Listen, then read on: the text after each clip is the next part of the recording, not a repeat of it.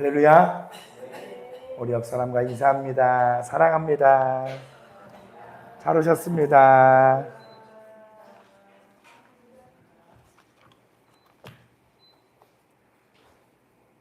한 번 더 인사하겠습니다. 당신은 주님의 것입니다.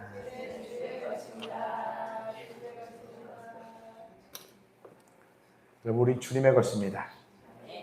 그리고 주님은 살아계십니다. 여러분, 요즘에 어떻게 지내고 계세요? 잘 지내십니까? 나는 너무 잘 지내요 하는 사람 손 한번 들어주세요. 나는 정말 너무 잘 지내고 있어요. 손 들어주세요. 없으세요? 나는 지금 좁은 길을, 좁은 문을 향하여 정말 피 터지는 지금 씨름을 하고 있습니다. 손 한번 들어보세요. 손 안 되신 분은 혹시 어디가 오십니까? 여러분, 쉽지 않죠? 네. 근데 하나님에게 다 뜻이 있을 겁니다. 계획이 있습니다. 주님은 살아계시기 때문에, 그리고 우리를 사랑하시기 때문에 우리의 그 모든 일들을 계획하시고 허락하신 것입니다. 더 보시고 고백하시면서 싸움에 나갔으면 좋겠습니다. 한 가지는 뭐냐면 회개하고 싶어요. 그죠? 회개하고 싶어요. 돌이키고 싶어요. 근데 이것도 내 원함에서 나오는 이 일을 해결받기를 원하는 이런 회개라고 하면 소용이 없습니다. 근데 하나 뭐냐면 이게 정말 하나님과 교제하면서 나가지 않으면 회개가 임하지 않겠구나. 무슨 말씀이냐면요, 우리가 하루를 살아갈 때 수많은 생각과 감정의 것들이 쌓여요. 섭섭함, 서운함, 어려움, 괴로움, 별의별 생각, 감정들이 쌓입니다. 요것들을 가지고 주님 앞에 그대로 고백하시지 않으면 이거 회개의 자리로 가는 게 억지로 가는 거더라고요. 그래서 오늘 이 밤에 꼭 기억해야 될 것은 여러분의 마음에 있는 이야기들을 꼭 꺼내보세요. 보세요. 이걸 왜 이렇게 강조를 하냐면 신앙은 1대1이거든요. 그죠? 나중에 천국 앞에서 초대교회 3년 다녔으면 5년 다녔으면 출입증으로 여러분 되겠습니까?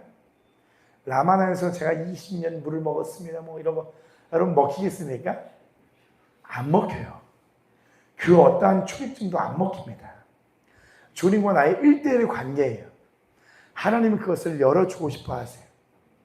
그렇기 때문에 계속 막히는 그 어떠한 부분들을 보게 하실 겁니다. 알게 하실 겁니다. 힘들죠. 어려워요. 괴로워요. 근데 그게 복이에요. 계속 저희가 듣는 이야기들이 뭐냐면 결국엔 보고 괴롭고 힘들어야 한다. 저 그냥 무지하게 힘듭니다. 보면서 힘들고요. 답이 없어요. 어려워요. 어려 보이죠? 끄덕끄덕 누구세요? 옆 사람 쳐다보세요. 이분 잘 지내시는가? 어렵게 지내시는가? 잘 지내면 문제예요. 지금 이 기간에 저 문제 없어요. 저 빨리 예배 끝내주세요. 오늘 가고 오늘 놀게요. 드라마 한 편 보려고요. 빨리 끝내주세요. 여러분, 이렇게 잘 지내는 거 소용없어요. 못 지내는 것도요, 그냥 힘들기만 해도 그것도 문제예요. 내 모습 때문에 힘드셔야 되고요. 주님 따라가지 못하는 내 마음 때문에 힘들으셔야 돼요. 그냥 힘든 것도 있어요. 그냥 사단이 공격 온다, 힘들다 그랬다죠. 그죠? 사단이 공격 오는데 왜 올까? 내 안에서 뭐가 있길래 올까? 지금 그거 볼 때예요. 창세기 그때 아담과 하와처럼 얘 탓이에요. 얘 탓이에요. 마귀 탓이에요. 이거 할 때가 아니라고. 주변 사람들을 통해서 나를 지금 쿡쿡 찌르고 올라올 겁니다. 원함과 오름이 반드시 올라올 거예요. 안 올라오면 잘 지내고 있는 거거든요. 문제 있는 거예요. 지금은 잘 못 지내셔야 돼요. 그게 복이에요. 여러분 많이 보고 계세요? 싸우고 계십니까? 시작하십시오. 하셔야 됩니다. 자, 오늘은 173페이지입니다. 173페이지. 오늘 제목이 뭐죠? 복음을 위해 시험 받다. 복음을 위해서 시험 받아본 적 있으세요? 복음을 위해서 막 너 머리 자른다 그러고 막 빡빡 밀어버리고 막 다리 부러져 보고 막 복음을 위해서 뭐 시험을 당해본 적 있으십니까? 여러분, 하나님이 우리에게 요구하시는 부분이 있습니다. 그 요구하시는 부분이 뭐냐면 복음을 위해서 고난을 받는 거예요. 근데 이것도 아무나 주어지는 게 아닙니다. 감당할 수 있는 사람에게 허락하시는 거예요. 173페이지 읽어보도록 할게요. 16번째 시간입니다.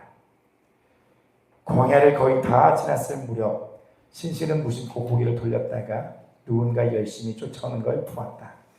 그리스도와 신실을 알아보고 따라온 게 아닌가 싶었다.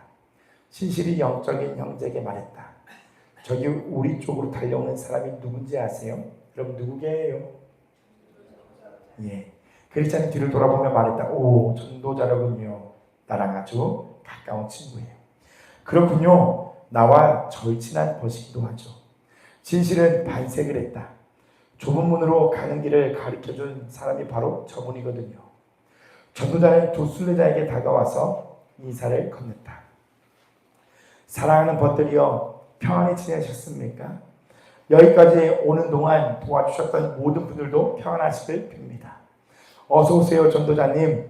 그리스도는 큰 소리로 인사했다. 다시 뵙게 되니 지난날 친절을 베푸시고 영원한 상급을 얻을 수 있도록 성실하게 애써 주셨던 기억이 새록새록 떠오릅니다. 반갑고 또 반갑습니다. 신실도 환하게 웃으며 말했다.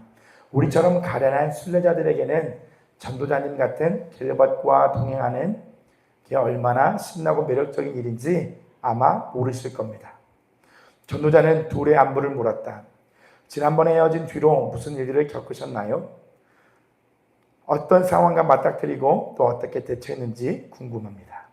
크리스찬과 신실은 마지막으로 만난 뒤로 무슨 일들이 있었으며 그때까지 어떤 어려움들을 헤쳐나왔는지 모두 이야기해 주었다. 참으로 행복하군요. 전도자가 말했다. 여러분들이 시험을 당해서가 아닙니다. 그걸 이겨내고 승리자가 되었으며 수많은 약점을 가졌고 거대한 어려움을 겪었음에도 불구하고 믿음을 잃지 않는 까닭입니다. 여러분, 이거예요. 우리가 시험을 당하는 것으로만 아니라 그 시험을 주신 이유는요, 이겨내고 승리자 되기를 원하는 주님의 뜻이 있다는 것이죠. 그런데 우리는 수많은 약점을 가졌잖아요. 그렇죠? 허다한 어려움도 우리에게 있습니다. 그러나 믿음을 잃지 않은 까닭은 뭘까요? 어디에게서 나올까요? 누구에게서 나올까요? 주님에게서 나오는 거예요. 보세요. 이게 그냥 이론이 되면 안 돼요. 이 힘이 누구에게서 나온다고요? 그러면 이 수많은 약점이 가졌고 허다한 그 어려움들을 겪었는데 어떻게 믿음을 잃지 않았을까? 그 약점을 주님과 나눴기 때문이에요. 그리고 그 허다한 어려움을 주님과 나눴기 때문이에요. 그 주님과의 교제가 있었기 때문에 믿음을 잃지 않을 수 있는 거예요. 그러나 주님과 교제하지 않으면 우리는 믿음을 잃을 수밖에 없어요. 이건 당연합니다. 왜냐하면 근본적으로 우린 근원적으로 죄인이기 때문이에요. 죄인에게서는 선한 어떤 영향력과 이길 수 있는 힘과 능력이 있지 않아요. 예수님에게서 있습니다. 그 모든 것이. 그렇기 때문에 이것이 그냥 우리가 예수님이 능력입니다. 예수님 믿으면 됩니다. 아멘. 이게 이 말씀이 그렇습니다가 아니라 그것을 알아가셔야 돼요. 어떻게 예수님과 대화하는 걸까? 나는 정말 주님 앞에 솔직하게 얘기하고 있는 걸까? 나는 정말 이 모든 것이 내 안에서 정말 나오는 진실한 주께 고백하는 걸까 하면서 계속 그런 영적인 고뇌와 씨름과 주님 앞에서의 좀 헤매는 어떠한 노력들이 있어야 된다는 거예요. 사람은 답을 빨리 찾길 원해요. 빨리 문제가 해결되길 원합니다. 그러나 광야에서는요, 답을 찾아가는 게 아니에요. 누구 찾아가는 겁니까? 주님 찾아가는 거예요.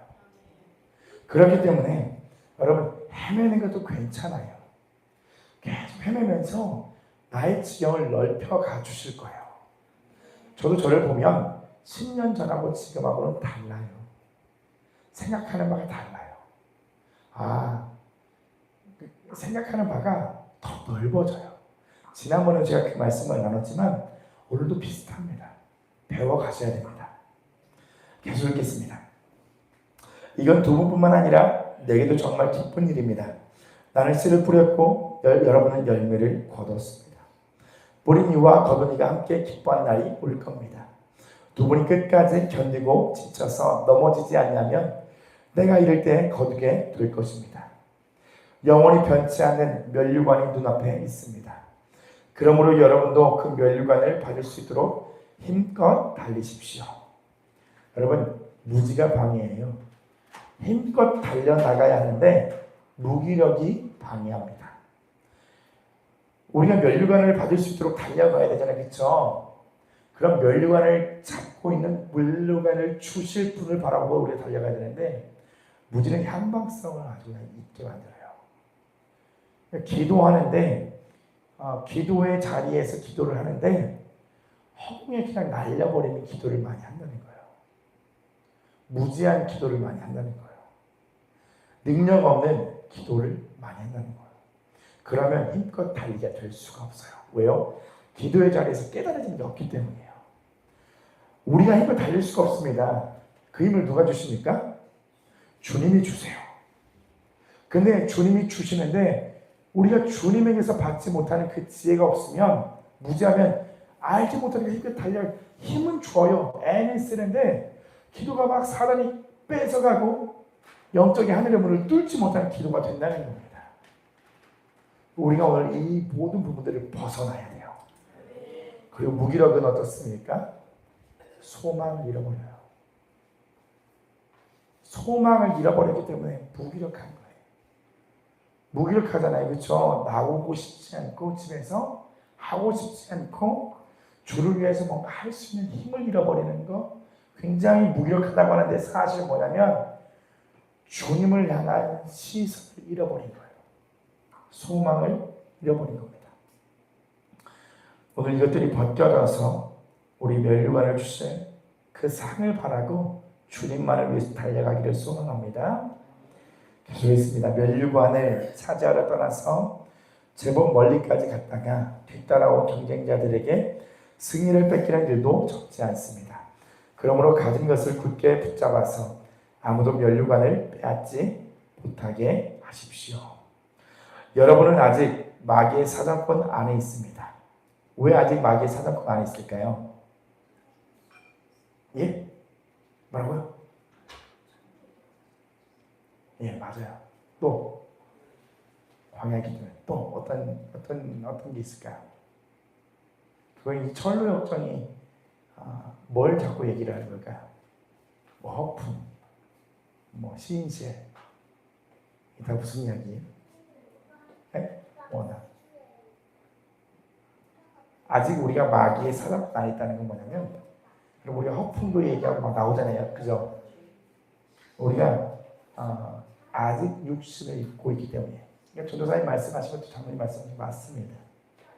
근데 아직 사정권, 마귀의 사정권 안에 있다는 거예요. 마귀에게 틈을 줄 수 있는 육신을 입고 있기 때문이에요. 그렇기 때문에 우리는 빼앗기지 말아야 됩니다. 싸워 나가셔야 돼요. 계속 읽어볼게요. 죄와 싸우면서 죽기까지 정하지 않았다는 말입니다. 여러분, 원래 와서 생각해 보세요. 죄와 싸우셨어요? 죽기까지 저항하셨습니까? 항상 하나님 나라를 바라보셨습니까? 아직 드러나지 않은 것들을 한결같은 마음으로 굳게 믿으십시오. 다시 그렇게 하십시오. 무엇이 됐든지 영원한 생명에 맞서는 것들이 여러분의 중심에 스며들지 않게 하십시오. 무엇보다도 마음을 살펴서 틈틈이 유혹에 손길을 내미는 정욕을 물리치십시오. 여러분, 이 정욕이라는 것은 국어사전에 보면 마음속에 올라오는 다양한 여러 가지 욕구를 얘기합니다. 정확한 뜻이 그래요. 정욕은 마음에서 올라오는 욕구예요. 사람은 이 욕구가 있습니다. 그러나 하나님과 상관없이 뻗치는 욕구적인 힘이 있어요. 그것들이 죄예요. 원함입니다. 여러분, 이것들을 오늘 물리치셔야 합니다. 만물보다 더 거짓되고 아주 썩은 것은 사람의 마음이기 때문입니다. 얼굴을 부싯돌처럼 굳게 하십시오. 하늘과 땅의 권세가 모두 여러분들 쪽에 있습니다. 크리스천은 권면해 주어서 고맙다고 인사했다. 전도자가 선지자임을 깨달은 두 순례자는 더 많은 조언을 해달라고 부탁했다. 앞으로 여행을 계속 해나가면서 부닥치게 될 시험들에 맞서고 또 극복하는 데 도움이 될 만한 가르침을 받고 싶었던 것이다. 전도자는 둘의 요청을 기꺼이 받아들여서 이야기를 시작했다. 아들들이여, 하나님 나라에 들어가기 전에 수많은 고난을 한번 넘겨볼까요? 그림 보세요. 이런 거예요. 그럼 저 마을이 어딘 줄 아세요? 헝이요? 허망시장, 그죠? 허망시장. 얘기하고 있는 겁니다. 네. 크리스찬, 신실, 그리고 전도자. 178페이지입니다. 당해야 하며 어느 도시에 들어가든 결박과 시련이 기다린다는 복음서의 말씀을 들어봤을 겁니다. 그러므로 오래도록 아무런 고통 없이 순례의 길을 갈 수 있기를 기대하지 마십시오. 이미 여러 가지 어려움을 견뎌낸 터라 잘 아시겠지만 얼마 지나지 않아 더 많은 고난과 마주할 게 확실합니다. 이제 광야를 거의 벗어났으니 조만간 길 끄트머리에 다음에 들어갈 마을이 나타날 겁니다. 거기에 들어가면 원수들이 죽일 작정을 하고 덤벼들 테고 결국 뜻을 이룰지도 모릅니다. 두 분 적어도 어느 한쪽은 믿음을 피로 입증해 보여야 합니다. 뭘로 입증하래요? 믿음을? 피는 곧 희생이잖아요.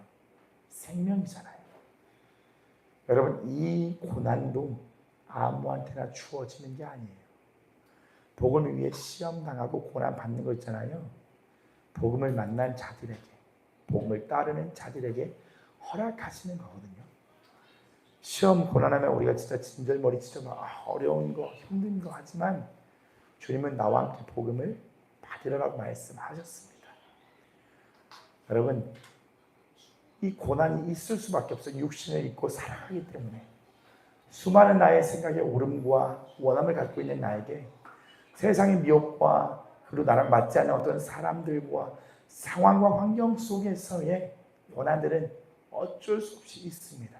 그러나 보십시오. 나를 위해서 고난을 받으라고 하지 않았고 누구를 위해 받으라고 하셨어요? 그 좌표가 바뀌어지는 거예요. 이전에는 막 내가 나를 위해서 막 고난받는 것 같고 나만 힘들고 나만 억울하고 나만 힘들고 막 고통스럽고 그러잖아요. 그게 아니라 복음을 만나고 싶은 따라가는 길은 이제 바뀌는 거예요. 주님 위해서 따라가는 것이. 이종남 목사님 그렇게 말씀을 하시더라고요. 로마서 7장과 8장이 바뀌는 것이 다른 게 아니다. 우리 안에 시스템이 바뀌는 거다. 그러니까 깨달음으로 인해서 하나님의 그 복음을 깨달음으로 인해서 내 안에 시스템들이 변화가 되는 거예요. 바뀌는 거예요. 사실 복음을 깨닫고 나서 갑자기 내 가족의 누군가들이 막 변해갖고 말 잘 듣는 게 아니거든요. 갑자기 나의 재장에 뭐 자꾸 물고가 막 틀려갖고 내 얼음이 막 해소가 되는 어떠한 일들이 일어나는 게 아니거든요. 복음을 알고 깨닫는 건 뭐냐면 내 안에 그런 시스템들이 다 변하는 거예요. 주님을 생각했던 그 생각들이 다시금 바뀌는 거예요. 주님이 원하는 생각들로. 내가 주님을 생각했을 때는 수많은 오해와 왜곡들과 수많은 문제들로 주님을 바라봤는데 그런 것들이 다 해석이 되고 풀어지고 그냥 잠겨있던 것이 풀어나는 것처럼 다 새로워지고 자유케 되어지는 거예요. 그렇게 되어야 한다는 것입니다. 계속 읽습니다. 그러나 죽도록 충성하면 하늘나라의 임금님께서 생명의 멸관을 주실 겁니다. 억울하고 고통스러울지라도 거기서 죽는 편이 남는 쪽보다 훨씬 낫습니다. 살아남은 이처럼 남은 길을 가면서 끔찍한 일들을 겪지 않고 곧장 새 예루살렘에 들어가기 때문입니다. 그러므로 도시에 들어간 뒤에 심각한 상황이 벌어지거든 여태 말씀드린 일들을 기억하십시오. 사나이답게 당당하게 처신하십시오. 힘겹게 씨름하며 올바른 일을 하는 내내 조금도 흔들리지 말고 하나님께 영혼을 드리십시오. 여러분을 지으신 신실하신 창조주를 잊지 마십시오. 여러분 아멘이십니까? 여러분 결국에 근데 이 모습이 되려면 우리 연약함을 매일매일 주께 고백하셔야 돼요. 이게 그냥 내 혼적인 힘으로 되는 게 아니에요. 막 이게 아니라 이 크리스찬이 이 전도자가 이 신실이 말하고 들을 수 있는 영적인 수준이 이만큼 되었기 때문에 이 권면을 할 수 있고 들을 수가 있는 거거든요. 근데 그게 아니라면 우리는 계속 하나님께 마음을 좀 나누면서 다시 결단하면서 싸우면서 여러분 그렇게 나가셔야 됩니다. 계속 있습니다. 꿈에서 보니 두 순례자는 광야의 끝자락 도시가 손에 닿을 듯 가까운 곳에 이르렀다. 뭡니까? 어디예요? 허망이란 동네였는데 1년 내내 허망시장이란 큰 장이 열리는 곳이었다. 허망이란 이름이 붙은 건 장이 서는 마을 전체가 그저 쓸데없고 헛된 물건에만 관심을 쏟는 탓이었다. 장터에서 사고 파는 물건도 죄다 아무짝에도 못쓸 무가치한 상품들이었다. 모든 것이 헛되도다라는 옛말 그대로였다. 허망시장은 요즘 새로 생긴 게 아니라 옛날 고리적에 세워져 꾸준히 이어져 내려오고 있었다. 역사와 기원을 설명하자면 이렇다. 대략 5,000년 전쯤 그리스도와 신실처럼 새 예루살렘 성으로 가는 순례자들이 있었다. 이들이 허망시를 지나간다는 것을 알게 된 바알세불과 아블루온 군대 마귀는 졸개들과 더불어 음모를 꾸미고 1년 365일 쉬지 않고 온갖 쓸데없는 상품을 사고 파는 장을 열었다. 여러분 마귀가 우리 안에 장을 계속 열어주는 거예요. 365일 쉰대요? 쉬지 않는데요?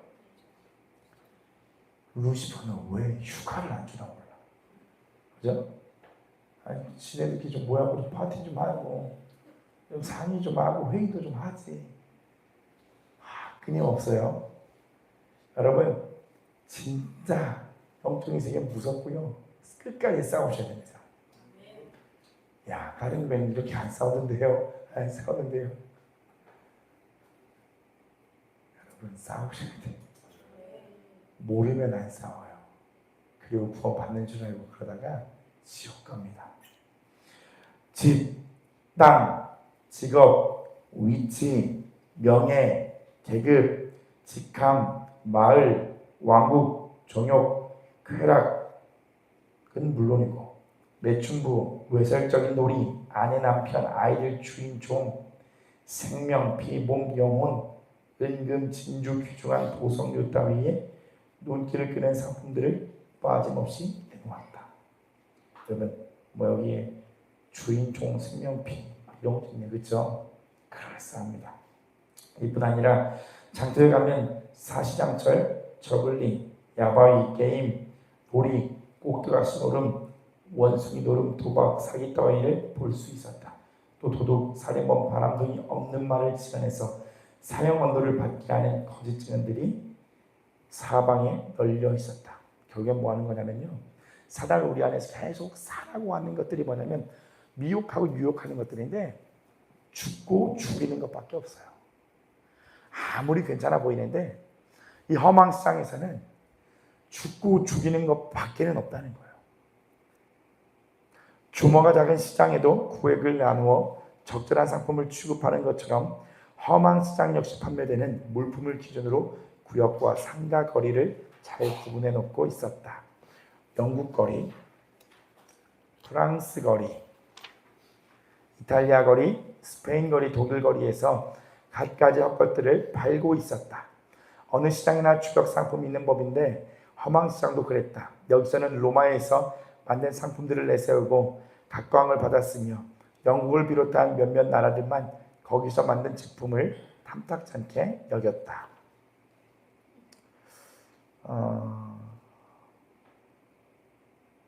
여러분 어떻게 보면 예수님 믿고 있어도요, 허망한 마음이 떨쳐지지 않을 수가 있어요. 야, 내가 예수님 믿고 따라가는데 왜 이렇게 뭔가 허망하지? 여러분, 이 세상의 영, 허망의 영이 우리에게서 나가야 합니다.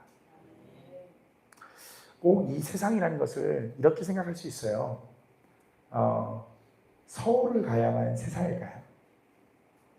근데 모르겠어요. 저는 약간 그런 생각도 문득 들더라고요. 그렇게 생각했던 건 아니지만 세상 150대 150에 살고 계신 주민들 사과드리겠습니다. 생각해보면 여러분, 세상이라고 하면 놀 수 있는데 뭘 할 수 있는데 이런 생각을 있을 수 있다는 거예요. 근데 그게 아닙니다. 내 안이 세상이에요. 그러니까 재원에도 저희가 이사 오기 전에도 그 이야기를 해드렸습니다. 정상적인 그리스도의 생활의 책을 보면 마귀가 이 세상을 얘기하잖아요. 이 세상의 임금이다. 마귀가 이 세상의 임금인데 이 세상이 어디냐라고 했을 때 바로 우리 육신 안이라고 얘기를 해요. 마귀는 저 다른 세상의 것들에 관심이 없고요. 그건 미끼일 뿐이에요. 결국에는 우리 안에 집을 짓고 싶어요. 그래서 안목의 정욕 이런 것들을 잘 해갖고 틈을 갖고 우리 안에 들어와서 우리 안에 이 세상의 집을 짓는 거거든요. 그래서 내 안에 이 집을 부수고 예수 그리스도로 세워가셔야 됩니다. 세상이 멀리 있지 않습니다. 세상을 탐하고 좋아하는 우리 안에 이 세상의 시장이 열리지 않기를 여러분 오늘도 깨어서 기도해야 합니다. 계속 읽겠습니다. 거의 다 왔습니다. 앞에서 말한 것처럼 새 예루살렘으로 가려면 반드시 시끌벅적하게 장이 열리고 있는 이 도시를 지나가야 했다. 거기를 피해서 새 예루살렘으로 가려는 순례자들은 이 세상 밖으로 나가야 했다. 왕의 왕께서도 세상에 계실 때 그분의 나라로 가기 위해서 이 동네를 가로지를 수밖에 없었다. 개인적으로는 주님을 붙들고 무가치한 잡동사니를 사라고 보냈던 인물은 시장을 소나기에 틀어쥐고 있는 바알세불이었을 거라고 생각한다. 심지어 이 작자는 그분에게 시장을 두루 보여주고 나서 자기에게 경의를 표하기만 하면 주인 자리에 앉혀주겠다는 얘기까지 했다. 은총을 입으신 주님을 이 거리저거리로 끌고 다니며 순식간에 세상 모든 왕국들을 보여주기도 했다. 그분은 지극히 고결하심으로 어떻게든 유혹해서 그 영광을 더럽히고 헛된 상품들을 팔아먹을 속셈이었다. 하지만 왕의 왕께서는 쓸모없는 잡동사니들에는 아무 관심을 보이지 않으셨으며 단 한 푼도 낭비하지 않고 그 마을을 떠나셨다. 험한 시장은 크고 오랜 세월 이어져 내려온 역사 깊은 시장이었다. 이미 이야기한 것처럼 크리스천과 신실은 이 장터를 지나가야 했다. 둘은 천천히 걸음을 옮겼다. 그러나 장거리에 발을 들놓기가 무섭게 커다란 소동이 일어났다. 시장에 나왔던 이들의 관심이 일제히 두 순례자에게 쏠렸다. 여기에는 몇 가지 이유가 있었다. 첫째로 둘은 장터에서 물건을 사고 파는 이들과 차림새가 전혀 달랐다. 시장에 나왔던 이들은 놀란 토끼눈을 하고 크리스천과 신실을 쳐다보았다. 더러는 멍청이들이라고 손가락질했다. 정신병자라거나 외진들이라며 소곤대는 이들도 있었다. 여러분 첫 번째 뭐가 달랐습니까? 차림새가 달랐어요. 이건 바로 행위예요. 서로 이렇게 바라보면서 그들의 행위에서 뭔가 달랐던 거예요. 입고 있는 자체가 다른 거예요. 자, 둘째로는 둘의 차림새도 낯설었지만 그곳 주민에게는 말투가 훨씬 더 거슬렸다. 크리스천과 신실은 시장에서 통용되는 세상 말이 아니라 언어학의 왕국에서 사용하는 언어를 사용했으므로 두 나그네의 이야기를 알아듣는 이는 거의 없었다. 그래서 시장 사람들은 너나 없이 둘을 야만인으로 여겼다. 뭐가 다르답니까? 말투가 다르대요. 말은 곧 뭐예요? 말은 곧 영이잖아요. 그죠? 그가 쓰는 언어들이 다 달랐다는 거예요. 사실 세상에 나가보면요. 욕하면서 막 그죠? 별별 얘기 다 합니다. 근데 거기에 끼고 싶지가 않잖아요. 주님께 속하면 속할수록 영이 다르기 때문이에요. 안 맞아서 그래요. 자, 세 번째는요. 두 순례자가 시장에 깔린 상품의 눈금만큼도 뭐가 보이지 않답니까? 관심. 여러분, 이것은 시선이기도 하지만 결국엔 마음의 중심의 가치관적인 생각들이에요. 바로 이 부분이 장사꾼들을 가장 짜증스럽고 헷갈리게 만들었다. 왜? 저들은 행위가 다른 거야. 왜 말투가 다른 거야? 왜 저들은 마음의 중심 가치가 생각하는 부분이 왜 다른 거야? 같은 허영에 있는데도 말이에요. 제대로 쳐다보지도 않는 건 물론이고 이런저런 물건들을 내보이며 사라고 소리쳐 부르자 아예 손가락으로 귀를 틀어막고 한번 외쳐볼까요? 시작! 내 눈이 어떤 것을 보지 않게 해주소서 라고 부르짖었습니다. 다 된 게 아니에요. 크리스찬과 신실도 다 된 게 아닙니다. 첫 번째, 두 번째, 세 번째 이것들을 다 갖고 있었음에도 귀를 틀어막고 선포하며 지나가야 할 길이었던 거예요. 싸움이 있었던 것이죠. 그러고 얻고 싶은 건 저 위에 있다는 듯 하늘을 우러러 보았다. 순례자들의 낯선 행동거지를 지켜보던 상나라가 비웃음이 잔뜩 담긴 소리로 물었다. 도대체 뭘 사라고 그러시나 임 집사님? 크리스찬과 서민 집사님에게 놀라고 쳐다봐요. 크리스찬과 신실은 단호한 말투로 대답했다. 뭘 사고 싶답니까? 진리를 사고 싶습니다. 그러자 분위기가 험악해졌다. 장사치들은 한층 노골적으로 순례자들을 조롱하기 시작했다. 놀리고 비아냥거리고 비난했으며 두들겨 패주자고 부추기는 이들도 있었다. 마침내 순례자들 때문에 큰 소동이 벌어져서 걷잡을 수 없을 만큼 질서가 무너졌다. 여러분, 빛의 자녀가 가는 그곳에 모든 것이 다 흐트러지고 주님의 빛으로 다시 정리가 되는 은혜가 생겨요. 오늘 이 빛의 자녀들이 허망의 질서, 허망의 모든 질서를 무너뜨리게 되는 거예요. 우리 세상 나가서 그 역할을 해야 되는 겁니다. 상황이 워낙 혼란스러웠으므로 소식이 금방 시장 책임자의 귀에까지 들어갔다. 저잣거리와 우두머리는 곧바로 현장에 출동하는 한편 가장 신뢰하는 부하들을 보내서 두 순례자를 잡아다 신문하게 했다. 오늘은 여기까지 합니다. 여기까지 하면서 한번 생각을 한번 해보자고 하려고 합니다. 험한 시장에서 계속 사라고 하잖아요. 그렇죠? 사라고 하잖아요. 근데 우리가 이번에 요한계시록에서도 주님이 사라고 했어요. 그죠? 기억나시죠? 안약도 있었고 그리고 뭐 옷도 있었고 아무튼 사라 그랬어요. 우리가 어디다가 시선을 두고 마음을 빼앗길지 정말 중요한 선택인 거예요. 근데 이게 우리가 지나가면서 이들이 지나가면서 험한 시장에 대해서 있는 일이잖아요. 근데 제가 아까 설명을 드렸듯이 이 세상이 어디에 펼쳐지게 하려고 마귀가 역사한다 그랬죠? 내 안이 저 세상과 다를 게 없는 거예요. 사단은 그걸 만들고 싶어 하는 거예요. 그걸 만들고 싶어, 내 안에서 세상을 만들고 싶어 한다고요. 그러면 이 허망이, 이 크리스찬과 신실이 그냥 지나가는 길이지만, 이렇게 표현했지만, 그건 뭐냐면, 내 안에서 벌어지는 일이에요. 정욕들이 뭘 사라고 계속 하는 거예요. 네 마음에서 올라오는 그 정욕들이 계속, 너 이거 사, 앉아, 주저앉아. 근데 오늘 이들은요, 싸우고 나갔거든요. 여기서 다음 시간에 나오는 장면이 뭐냐면, 같이 동행했던 신실이 죽어요. 아시죠? 영화로 보셨죠? 신실이 죽고 누가 함께 합니까? 소망이 함께해요. 네. 신실이 죽고 소망이 함께해요. 신실이 순교합니다.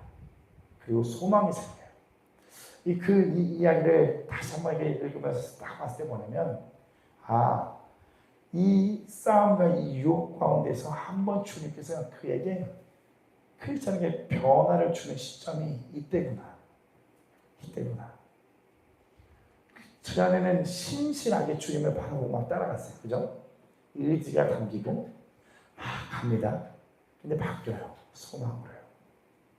그 소망의 힘엔 엄청난 큰 힘이 달려있거든요. 소망을 이길 수 있는 힘이 있거든요. 보세요. 주님이 나를 사랑하세요. 그러니까 주님이 나를 사랑하세요 하면 다 아멘이시잖아요. 주님께서 여러분의 그 연약함의 한 부분을 생각하면 주님이 나의 치유자가 되십니다 하면은 그것도 아멘인데, 소망은 뭐냐면 주님이 나의 그 아픈 그 부분을 완벽하게 치유할 수 있습니다라고 하는 그 단어가 들어가는 거예요. 그게 소망적인 힘이거든요.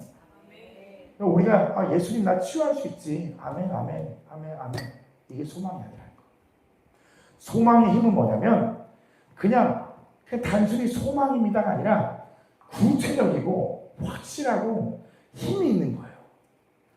야, 나 오늘 진짜 주저앉았는데 전에 나를 일으켜 주셨던 그 주님이 오늘도 나를 일으켜 주실 거야. 예수님은 나의 소망입니다. 그 사이에 구체적인 어떤 것들이 담겨 있는 거예요. 그걸 네가 경험하는 겁니다. 어때?